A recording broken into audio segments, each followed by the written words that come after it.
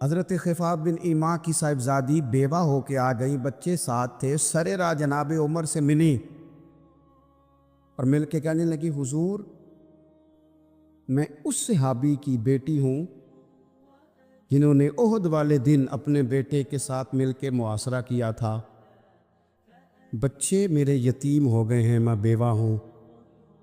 حضرت فاروق اعظم رضی اللہ تعالیٰ عنہ نے فہرست نہیں مانگی، خرچے کی ڈیٹیل نہیں مانگی، تم آنا فلانے سے ملنا، پرسوں 9 بجے آ جانا دفتر، یہ کوئی بات نہیں کی۔ حضرت عمر غور سے کھڑے، اس بیٹی کی بات سنی، چھم چھم سیدنا فاروق کی آنکھوں سے آنسو گرے، دوڑ کے گھر گئے، ایک اونٹ نکالا، وہاں سے مال غنیمت کا مال کے بھر کے 2 بوریاں، اور بوریوں میں کیا تھا؟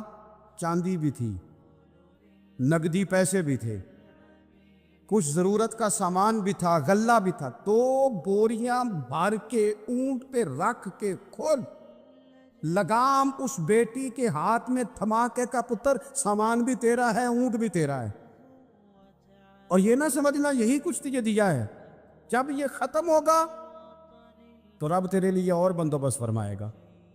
کیا مانا؟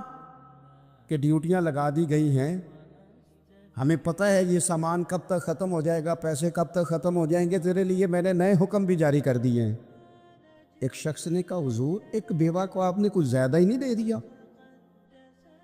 کہا ایک ہی خاتون کو آپ نے اتنا نہیں دے دیا؟ تو حضرت عمر ناراض ہو گئے، فرمانے لگے تجھے تیری مار ہوئے،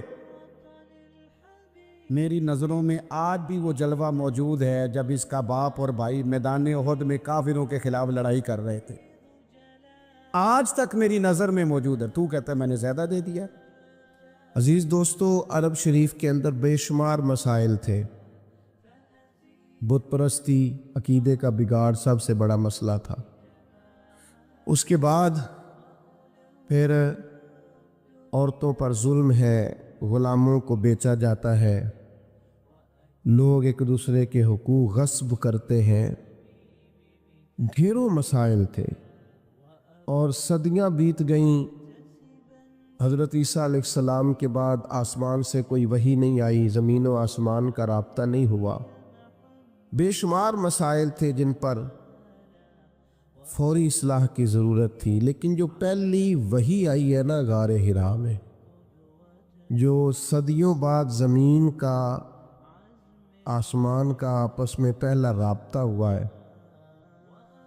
وہ نہ تو بظاہر عقیدہ توحید پر ہے، نہ عورتوں کے حقوق کی بات کرتی ہے، نہ غلاموں کی بات کرتی ہے۔ جو پہلی وحی نازل ہوئی ہے وہ وحی یہ کہتی ہے کہ اقرأ بسم ربک الذی خلق، پڑھو اپنے رب کے نام سے جس نے پیدا کیا ہے۔ جو پہلی وحی نازل ہوتی ہے وہ یہ کہتی ہے کہ اپنے رب کے نام سے پڑھو۔ معنی کیا ہے؟ کہ پڑھو گے نا اللہ کے نام سے، کتاب و سنت کو پڑھو گے تو عقیدہ توحید بھی ٹھیک ہو جائے گا، عورتوں کے حقوق کی بھی سمجھ آ جائے گی۔ یہ جو اسٹیج پہ دوست بیٹھے ہیں انہیں موبائل نہیں چلانا چاہیے، ان کے لیے تو بالکل درست نہیں ہے۔ اللہ سلامت رکھے آپ حضرات کو۔ توجہ تقسیم ہوتی ہے نا، سامنے والے تو آپ کو دیکھتے ہیں، توجہ تقسیم ہوتی ہے، آپ مہربانی فرمائے صرف سنیں، نیچے چلے بیٹھے ہیں ان کا معاملہ اور ہے۔